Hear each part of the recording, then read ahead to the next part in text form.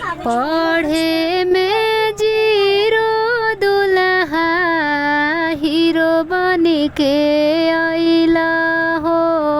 मैं तो ना बुझाला दुल्हा साइंस बोलिया बोलला हो।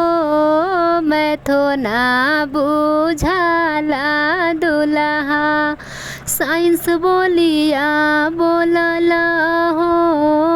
मैट्रिक के फेल दुल्हा इंटर में पास हो। कैसे कैसे लिखवाला दुल्हा इंटर में नाम हो। कैसे कैसे लिखवाला दुल्हा इंटर में नाम हो।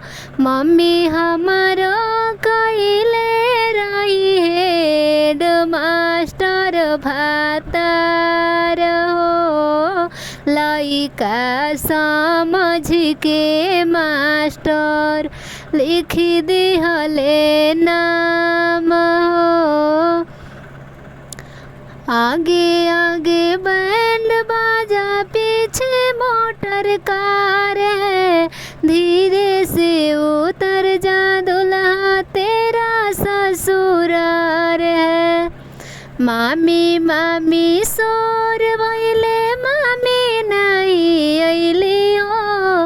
रुपया कारण मामी रहरी में लुकैली हो।